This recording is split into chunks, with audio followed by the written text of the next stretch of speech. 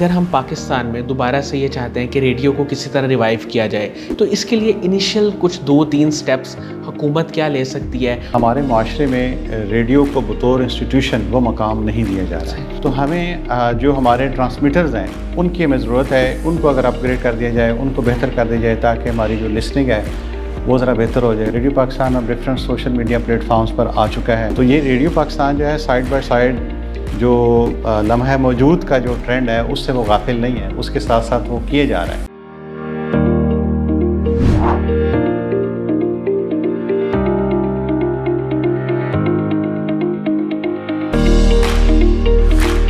السلام علیکم ناظرین، شیئرنگ آف پروفیشنل وزڈم کے ساتھ میں ہوں آپ کا میزبان علی رحمان خالد۔ ناظرین، زندگی میں روشنی بنے اور سوچ بدلے گی تو پاکستان بدلے گا، اسی ٹیگ لائن کے ساتھ میں آپ کا میزبان علی رحمان خالد ایک بار پھر سے حاضر خدمت ہوں۔ آج جو مہمان ہمارے ساتھ موجود ہیں ان کا 20 سال سے زائد کا تجربہ ہے ریڈیو براڈ کاسٹنگ کا، اور اس کے ساتھ ساتھ یہ ایم فل کر چکے ہیں میس کمیونیکیشن میں۔ آج ہم ان سے جانیں گے کہ ریڈیو کی اگر ہم بات کریں تو اگر میں اس کی تفصیل میں جائے بغیر صرف اتنا ہی کہوں کہ پاکستان کے علاوہ جتنے بھی ترقی یافتہ ممالک ہیں وہ اپنے ریڈیو کی اور ریڈیو سے منسلک جتنے بھی افراد ہیں، یعنی ان کی جو ٹیم ہوتی ہے، جو ورکرز ہوتے ہیں، امپلائیز ہوتے ہیں، ان کا بہت زیادہ خیال کرتے ہیں، اور ابھی تک یعنی آج کی ڈیٹ تک وہ ان کو اچھی تنخواہیں، اچھے مراد دے رہے ہیں، اور اس کے ساتھ ساتھ وہ اپنے ریڈیو پروگرامز پہ اور ریڈیو کے کانٹینٹ پہ کسی بھی قسم کا کوئی سیکریفائس نہیں ہونے دیتے۔ لیکن ہمارے ہاں پاکستان کی جب بات کی جاتی ہے تو یہاں جب سے سوشل میڈیا، یوٹیوب اور لوگوں نے نئی نئی چیزوں کو دیکھنا سننا شروع کیا ہے تو ریڈیو کی طرف رجحان اور کم ہو گیا ہے۔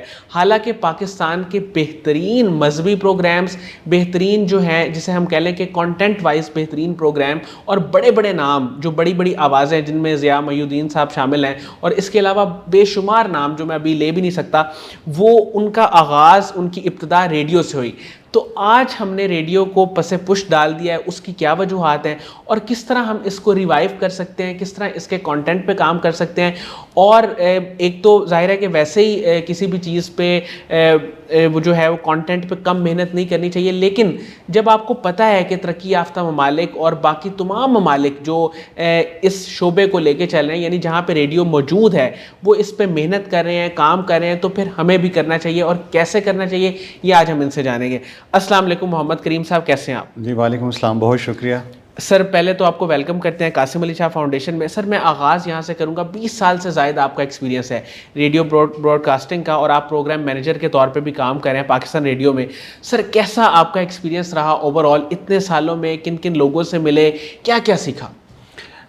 سب سے پہلے بہت شکریہ، آپ نے مجھے فاؤنڈیشن میں انوائٹ کیا، اور جہاں تک ریڈیو کا تعلق ہے جی، میں نے بہت کچھ سیکھا ریڈیو جو ہے یہ آپ کو بہت کچھ سکھاتا ہے۔ وہ سکھاتا ہے اس حوالے سے ہے کہ آپ کا اس میں جو انٹریکشن ہے وہ افراد سے ہے، ہیومن انٹرسٹ ہے اس کے اندر۔ آپ نے لوگوں سے ڈیل کرنا ہے، آپ نے آرٹسٹ سے ملنا ہے، آپ نے کسی ٹاکر سے ملنا ہے، آپ نے کسی موٹیویشنل اسپیکر سے ملنا ہے، آپ نے کسی ڈاکٹر سے ملنا ہے۔ تو ریڈیو پاکستان جو ہے، یہ ریڈیو اوور آل، اس کا تعلق جو ہے وہ فائل سے نہیں ہے، اس کا تعلق انسانوں سے ہے۔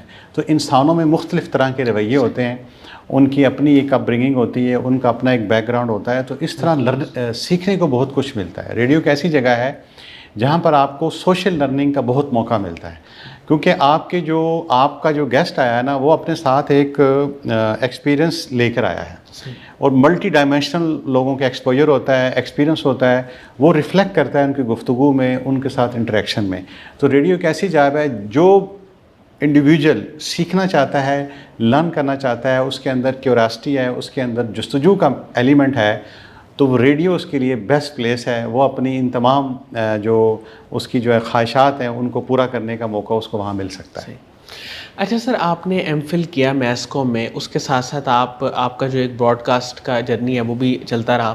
سر، مجھے یہ بتائیے گا کہ ابھی کرنٹ آج کل کے دور میں آپ کیا سمجھتے ہیں کہ کیا یوٹیوب کے آ جانے کے بعد، سوشل میڈیا کے آ جانے کے بعد جو لوگ ریڈیو کی طرف سے تھوڑا سا پیچھے ہو گئے ہیں؟ مطلب عام طور پہ اگر آج کل دیکھا جائے تو میرا خیال ہے ٹریولنگ میں ہی شاید لوگ زیادہ تر ریڈیو سنتے ہیں، عام روٹین میں تو ٹیلی ویژن اور باقی چیزیں ان کی طرف زیادہ رجحان ہے، تو کیا یہ درست ہے؟ اچھا، اس میں نا پاکستان کی حد تک یہ جو تاثر ہے نا یہ درست ہے پاکستان کی حد تک. بدقسمتی سے ہمارے معاشرے میں ریڈیو کو بطور انسٹیٹیوشن وہ مقام نہیں دیا جا رہا ہے. اچھا، لیکن اگر ہم کمرشل پوائنٹ آف ویو سے دیکھیں تو پاکستان میں شاید اس وقت 150 پلس کے قریب جو ریڈیو لائسنس ہیں وہ جاری ہو چکے ہیں پیمرا کی جانب سے، ڈفرینٹ کمرشل، اور اس میں کیمپس ریڈیو بھی شامل ہیں. لیکن بدقسمتی سے جو ریڈیو ایز این انسٹیٹیوشن ہے پاکستان میں وہ ذرا زوال کا شکار، اس کی بہت ساری وجوہات ہیں. لیکن اگر ہم یہ دیکھیں ہمارے پڑوس میں چائنا جو ہے وہ فرسٹ ورلڈ کنٹری ہے، وہاں پر جو ریڈیو ہے اس کی پاپولیرٹی میں کمی نہیں آئی. کیوں؟ وہاں پہ جو اسٹیٹ ہے وہ اس کو پیٹرنائز کرتی ہیں. CRI جہاں پہ مجھے ایز اے فارن ایکسپرٹ کام کرنے کا موقع ملا ہے، وہاں پہ دنیا بھر سے 66 لینگویجز ہیں آلموسٹ، دنیا کے ہر ریجن کی، ہر کانٹیننٹ کی. وہاں سے انہوں نے ایکسپرٹس جو ہیں وہ بلوائے ہوئے ہیں. اچھا، ایکسپرٹ بلوانے کا مقصد یہ ہے کہ آپ نے ان کو مراد دینی ہے. ان کی جو سیلری ہے ان ایکسپرٹس کی وہ عام چائنیز سے زیادہ ہے. ان کو آپ میڈیکل دیتے ہیں، ان کی رہائش کا انتظام کرتے ہیں، پلس ان کو ایئر ٹکٹ دیتے ہیں آنے جانے کا. وہ تمام کا تمام کام جو ہے وہ ریڈیو کے تھرو کر رہے ہیں. حالانکہ چائنا جو ہے وہ ٹیکنالوجی میں بہت آگے ہے. وہاں پہ یہ نیٹ یہ فیسلٹی یہ بہت ایڈوانسڈ ہے، ٹیکنالوجیکلی وہ کافی ایڈوانسڈ ہے. وہاں پہ ٹیلی ویژن موجود ہے، لیکن اس کے باوجود وہ ریڈیو کی اہمیت سے غافل نہیں ہے. اسی طرح ہمارا جو مشرقی ہمسایہ ہے وہاں پہ بھی ان کا جو اسٹیٹ ریڈیو کا نیٹ ورک ہے وہ اس کے اندر ایکسٹینشن وہ ٹائم ٹو ٹائم ایکسٹینشن کرتے چلے آ رہے ہیں. لیکن بدقسمتی سے جو پاکستان میں ہیں وہ ذرا ترجیحات ڈفرینٹ ہیں، جس کی وجہ سے جو اسٹیٹ ہمارا انسٹیٹیوشن ہے ریڈیو پاکستان یہ ذرا مسائل کا شکار ہے. سر میں آپ سے یہ جاننا چاہوں گا کہ آپ نے بے شمار آرٹیکلس بھی لکھے، ایک کتاب بھی لکھی آپ نے چین سے چین تک، جو کہ بڑی مشہور زمانہ رہی. اس کتاب کے حوالے سے پہلے تو تھوڑا سا بتائیں کہ اس میں آپ نے کیا لکھا تھا اور اس کی کیا سٹوری، کیا بیک گراؤنڈ تھی، کیا ویژن تھا؟ اچھا، مجھے ذرا لکھنے کا شوق تھا، اس وجہ سے تھا کہ بچپن سے مجھے پڑھنے کا شوق تھا. یعنی جیسے کہتے ہیں کتابی کیڑا تو اس طرح نہیں تھا، لیکن میں سپورٹس اور جو اسٹڈیز تھی یہ ساتھ ساتھ تھا. لیکن پڑھنے کا شوق مجھے بہت تھا. اگر روٹیاں لانے گیا ہوں تو جو اخبار میں لپٹا ہوتا تھا اس کو بھی میں پڑھتا تھا. یعنی ایک ایک چیز میں پڑھتا تھا. تو وہ اس چیز نے شاید قدرت نے مجھے اس کے لیے تیار کیا، تو اس چیز نے پے بیک کیا جب میں چائنا گیا. اس کتاب کے اندر چین سے چین تک جو ہے یہ میں نے ان کی جو ترقی ہے اس کو میں نے دیکھا ہے اور اس کو میں نے ڈاکومنٹ کیا ہے. بیسیکلی اس کتاب میں سائنس ہے، ٹیکنالوجی ہے اور سوسائٹی، یہ تین چیزوں کا امتزاج ہے. کہ وہاں پر میں آپ سے عرض کروں، جیسے ایک مثال کے طور پہ شاید اس کو ذرا بہتر انداز میں شاید بتا سکوں یا شیئر کر سکوں. چائنا چونکہ ترقی کر چکا ہے، وہاں پر آپ کو بیجنگ کی گلیوں میں مرسڈیز گاڑی عام گلیوں میں کھڑی نظر آتی ہے، جبکہ پاکستان میں یہ ایلیٹ تک اس کی صرف ایکسیس ہے. وہاں پر عام آدمی کے پاس ہے. BMW، مرسڈیز، جو بھی لیٹسٹ برانڈ ہے گاڑیوں کا، وہاں عام آدمی کے پاس عام گلیوں میں کمیونٹیز میں کھڑی ہے. ٹھیک ہے. لیکن سائڈ بائی سائڈ ایک وقت تھا کہ چین میں سائیکل بہت مشہور تھے. اس کو سائیکلنگ کنگڈم بھی کہتے تھے، اس وجہ سے کہ چین میں سائیکل لوگ بہت چلاتے تھے. اور چین میں ایک محاورہ تھا کہ شادی کے لیے تین چیزیں ہونا ضروری ہیں. ایک اس کے پاس ریڈیو ہو اس بندے کے پاس، سیکنڈ اس کے پاس سائیکل ہو، اور تھرڈ جو ہے وہ سورس آف انکم ہونا چاہیے. یہ چین کے اندر ایک متھ ہے سوسائٹل. اب آپ دیکھیں کہ چین کی لیڈرشپ کو آپ یہ داد دیں کہ انہوں نے جو وہاں کی لوکل چیزیں تھیں ان کو بالکل ختم نہیں کیا. انہوں نے سائیکلنگ کو ایک نئی شیپ دے دی اور ایپ کے تھرو انہوں نے اس میں جدت لے آئے. آپ فرض کریں ہم یہاں فاؤنڈیشن سے ہم جانا چاہتے ہیں پنجاب یونیورسٹی، وہ کہتے ہیں اچھا میں پیدل چلا جاتا ہوں. یہاں پہ وہ سائیکلیں کھڑی ہوں گی، آپ ان کے پاس ایک ایپ ہوتی ہے، ایپ کے ذریعے آپ اس کوڈ کو جو ہے وہ ان لاک کرتے ہیں، سائیکل اٹھاتے ہیں، آپ PU چلے جائیں، وہاں سائیکل پارک کریں. ذمہ داری سائیکل کی کمپنی کی ہے، آپ کے پاس اکاؤنٹ وہ موبائل کے ذریعے ہے. ہارڈلی آپ کو وہاں پہ ایک جوان میں شاید آپ PU تک چلے جائیں، واپس آنا چاہیں اس طرح آ جائیں. پورا بیجنگ آپ سائیکل پہ گھوم سکتے ہیں اور انتہائی سستے داموں اور بہترین سائیکل. یہ نہیں ہے کہ یہ ایسی سائیکلز نہیں ہیں کہ کوئی بہت پھٹی پرانی ہے، یہ نہیں. لیٹسٹ سائیکلز ہیں جہاں پر آپ کنوینئنس کے ساتھ، کمفرٹ کے ساتھ آپ سائیکل چلا سکتے ہیں. اور انہوں نے باقاعدہ سائیکلنگ کے لیے ٹریک بنائے ہوئے ہیں. تو یہ آپ ان کی لیڈرشپ کو کریڈٹ دیں کہ انہوں نے جو وہاں کی مقامی چیز تھی جن کو لوگ پسند کرتے تھے اس کو بالکل ختم نہیں کیا، اس میں جدت لے آئے، اس کے اندر بھی ٹیکنالوجی لے کر آ گئے. یہ میں نے اس کتاب میں کوشش کی ہے کہ ان کے جو وہ پہلی جو سوسائٹی میں ہے اور سوسائٹی میں انہوں نے ٹیکنالوجی کو کیسے انڈکٹ کیا یا اس کو بیچ میں کیسے سنک کیا، ان چیزوں کو میں نے بیان کیا. صحیح. اچھا سر، آپ نے بے شمار آرٹیکلس لکھے ہیں انگلش میں بھی، وہ زیادہ تر آپ نے کن ٹاپکس پہ لکھے ہیں؟ اچھا، وہ چونکہ میرا ایم اے انگلش بھی ہے تو اس میں یہ تھا کہ چین کے اندر رہتے ہوئے بہت سارے پاکستانی اسٹوڈنٹ ایسے تھے جو اپنی اس کے لیے ریسرچ آرٹیکل وغیرہ لکھا کرتے تھے. تو بہرحال وہ بس یہ ایک اتفاقاً یہ کام ہوا تھا، چونکہ انگلش وغیرہ پڑھتا رہتا تھا تو اس پہ پھر انہوں نے مجھ سے رابطہ کیا تھا. تو پھر میں ان کے جو ٹیکسٹ ہوتا تھا اس کو میں کریٹیکلی ریویو کرتا تھا اور اس کا انہوں نے مجھے کریڈٹ دیا. یہ باقاعدہ میرے پاس ریسرچ آرٹیکل کا پورا ریفرنس ہے امریکن یونیورسٹیز کی، ڈفرینٹ یونیورسٹیز کی، کہ جہاں پر اس میں سائنس اینڈ ٹیکنالوجی کے حوالے سے سبجیکٹس ہیں، اس میں میڈیسن کے حوالے سے ہیں، اس کے علاوہ فارمیسی کے حوالے سے ہیں، ایگریکلچر کے حوالے سے ہیں، ڈفرینٹ ٹاپکس ہیں جن کو میں نے کریٹیکلی ریویو کیا تھا اور اس کا کریڈٹ پھر مجھے انہوں نے دیا ہے اس میں ریفرنس میں. سر اب آپ یہ بتائیں، میں ظاہر ہے کیونکہ آپ کا تعلق ہے اس شعبے سے، اگر ہم پاکستان میں دوبارہ سے یہ چاہتے ہیں کہ ریڈیو کو کسی طرح ریوائیو کیا جائے یا تھوڑا سا اس کے کانٹینٹ کو، پروگرامز پہ محنت کی جائے، کام کیا جائے، تو اس کے لیے انیشیل کچھ 2-3 سٹیپس حکومت کیا لے سکتی ہے اور ادارے کیا لے سکتے ہیں؟ یہ آپ کی بڑا اچھا کویشچن ہے. چونکہ میں ریڈیو سے ہوں تو اس میں یہ ہے کہ جی ہمارا جو اس وقت اسٹیٹ میڈیا ہے نا ریڈیو، اس میں جو موجودہ گورنمنٹ ہے اس نے کافی انیشیٹو لیے ہیں. ہمارا ایک پوڈ کاسٹ اسٹوڈیو، ہمارے جو ڈی جی صاحب ہیں طاہر حسن صاحب، ان کا انیشیٹو تھا.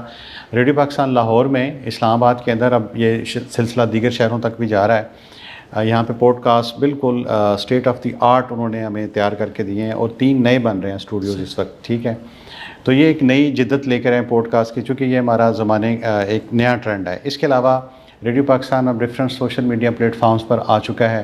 ٹویٹر ہے، فیس بک ہے، انسٹاگرام ہے، اس پہ بھی ریڈیو پاکستان اپنا دے رہا ہے. لیکن ہمارے ہاں چونکہ پاکستانی سوسائٹی میں جو ٹیکنالوجی کی پینیٹریشن ہے یہ اس طرح سے نہیں ہے جس طرح کہ ایک ڈیولپڈ کنٹری میں ہوتی ہے.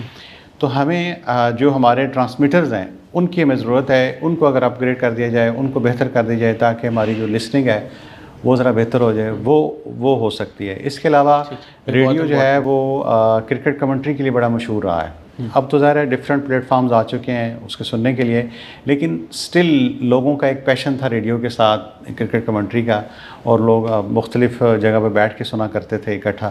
ہمارے ڈی جی صاحب نے اس کو بھی ریوائیو کیا ہے. جب پچھلے کچھ عرصہ پہلے جب پاکستان میں سیریز ہوئی تھی تو ریڈیو کو باہر اسپیکرز وغیرہ لگا کے انہوں نے کوشش کی ریوائیول کی.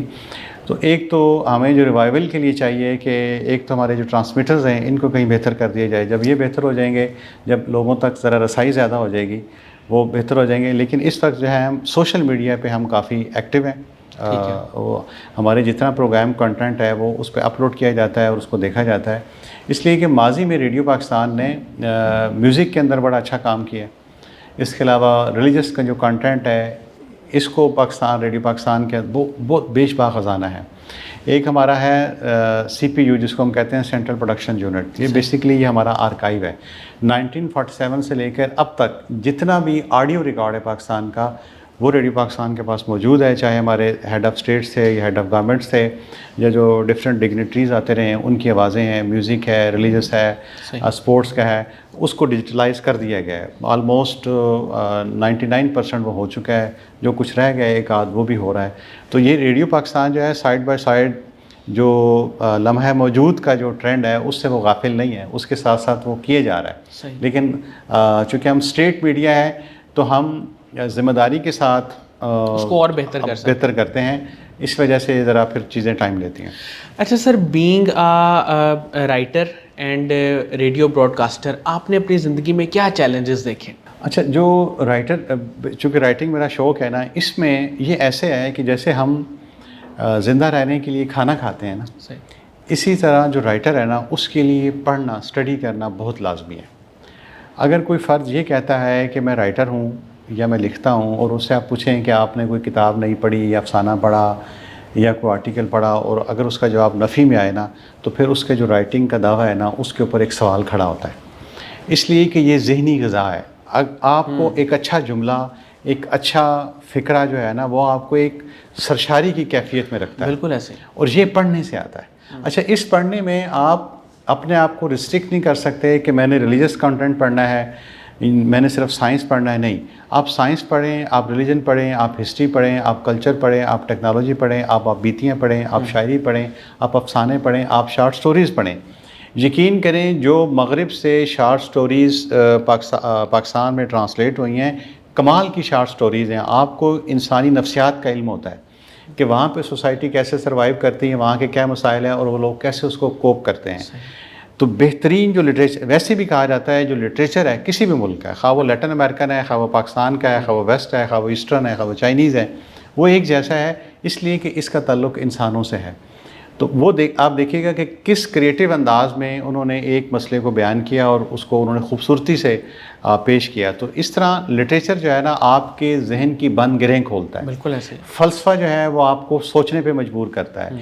ہسٹری جو ہے وہ آپ کی جو انالیٹیکل سکلز ہے ان کو بہتر کرتی ہے. اس لیے کہ آپ پڑھتے ہیں کہ اچھا 47 سے لے کر 57 تک یہ ہوا ہے، اب یہ ہوا ہے، یا پچھلے دور میں 17 سینچری میں یہ تھا، 18 میں یہ تھا، فلاں میں یہ تھا. تو ہسٹری آپ کی جو تجزیہ کی صلاحیت ہے اس کو بہتر کرتی ہے. بہت خوبصورت سر. اچھا سر مجھے یہ بتائیے گا کہ فیوچر میں آپ کے پرسنلی کیا گولز ہیں، کیا کرنا چاہتے ہیں، اور کوئی ایسا خواب جو آپ نے کبھی دیکھا اور ابھی تک پورا نہ ہوا وہ کیا ہے؟ اچھا یہ بڑا اچھا آپ نے سوال کیا. میں اس وقت PhD کر رہا ہوں اور میرا ایک سیمسٹر کمپلیٹ ہو چکا ہے میتھس کام میں، اور میں نے یہ محسوس کیا ہے کہ ہمارے ہاں ویسٹرن آتھرز ان کی بکس زیادہ ہیں یا ہمارے پڑوسی ملک کی بکس زیادہ ہیں، اور پاکستان کی جو بکس ہیں اس حوالے سے بوجوہ کم ہے. میری خواہش ہے اگر اللہ مجھے توفیق دے تو میں چاہتا ہوں کہ اگر میری یہ PhD کمپلیٹ ہو جائے تو چاہے وہ جو میری کنٹریبیوشن ہو اس سوسائٹی کے لیے، چاہے وہ in terms of research articles ہو یا بک ہو، وہ میں ضرور دوں تاکہ ہمیں پاکستان کا بھی ہو کہ پاکستان کے اندر بھی لوگوں نے اس حوالے سے کام کیا. یہ ایک میری خواہش ہے اور میں دعا گو ہوں کہ میرا رب مجھے اس کی توفیق دے. باقی یہ ہے کہ ہمارے ہاں مایوسی بہت زیادہ ہے ہماری سوسائٹی میں، اور لوگ جلد مایوس ہو جاتے ہیں اور وہ ہمت ہار بیٹھتے ہیں اور کوششیں ترک کر دیتے ہیں. حالانکہ دنیا میں ایسا نہیں ہے. پاکستان اس وقت ایک جنت ہے، اس لیے کہ دنیا میں بہت سارے ممالک ایسے ہیں جو پاکستان سے بری حالت میں ہیں. دیکھیں جو اسٹیٹ لیسنس ہے نا پاکستان کے اندر الحمدللہ کوئی بندہ ایسا نہیں ہے. آپ کبھی یہ جو روہنگیا مسلمز ہیں ان کی حالت دیکھیں. اچھا جو بیچارے ہمارے مسلم بھائی فلسطین سے بے گھر ہوئے ہیں ان کی حالت دیکھیں، یا جہاں کہیں کنفلکٹ ہوا ہے اور لوگوں کو اپنا گھر بار چھوڑنا پڑا اور وہ اسٹیٹ لیسنس کی حالت میں رہ رہے ہیں، ان کا کوئی اسٹیٹ ان کو اون کرنے کو تیار نہیں ہے. پاکستان کے اندر میں مانتا ہوں بہت سارے مسائل ہیں، لیکن پھر بھی ہمارے ہاں ایک اسٹیٹ کی امبریلا موجود ہے. ہم جاتے ہیں مختلف اداروں کے پاس، ہم کہتے ہیں کہ ہمیں یہ مسئلہ ہے، اسٹیٹ ہمیں اون کرتی ہے، جیسے بھی کرے ایک طریقہ کار ہے. تو یہ پاکستان کے لیے میں سمجھتا ہوں ایک بہت بڑی نعمت ہے، اور ہمیں اس حوالے سے حالات سے مایوس نہیں ہونا چاہیے. سر قاسم علی شاہ صاحب کے کام کو، ان کے لیکچرز کو، ان کی فاؤنڈیشن کو آپ کیسے دیکھتے ہیں؟ اچھا قاسم علی شاہ صاحب ماشاءاللہ بڑا اچھا کام کر رہے ہیں، اس لیے کہ ریڈیو پاکستان کا یہ موٹو بھی ہے کہ قولوا للناس حسنا. یہ قرآن پاک کی ایک آیت ہے کہ لوگوں سے اچھی بات کہو، ٹھیک ہے. پھر ہماری مذہبی تعلیمات ہیں کہ نیک بات کہنا بھی صدقہ ہے، بالکل ٹھیک ہے. پاکستان کے اندر جو لوگ بھی خیر کو پھیلا رہے ہیں، مثبت رویوں کو پھیلا رہے ہیں، ذہن سازی کی طرف آ رہے ہیں، وہ سارے کے سارے قابل احترام ہیں، قابل تحسین ہیں. اس لیے کہ وہ پاکستان میں ایک ایسا بیج بو رہے ہیں جس کے ثمرات شاید ہمیں 10 سال بعد ملیں، 20 سال بعد ملیں، وہ ایک تناور درخت کی صورت میں ملیں گے. جیسے آپ نے شروع میں کہا تھا نا، بیسیکلی جو ذہن سازی جو شخصیت کی تعمیر میں ذہن سازی جو ہے وہ بنیادی فیصلہ کن اہمیت کی حامل ہے.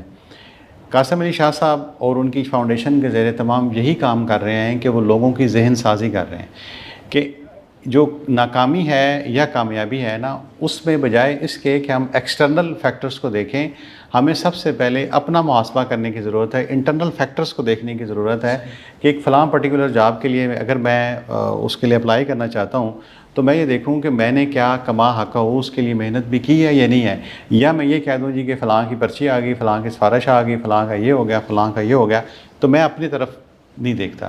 حالانکہ دنیا میں ایسی مثالیں بھری پڑی ہیں جہاں پر لوگوں نے کچھ نہ ہوتے ہوئے محیر العقول کامیابیاں حاصل کی ہیں. تو یہ کیسے ہوا؟ یہ صرف اور صرف ذہن سازی سے ہوا. تو اس میں قاسم علی شاہ صاحب بذات خود اور ان کی فاؤنڈیشن کا بڑا ایک اہم کردار ہے، کیونکہ پاکستان میں یہ ٹرینڈ نہیں تھا.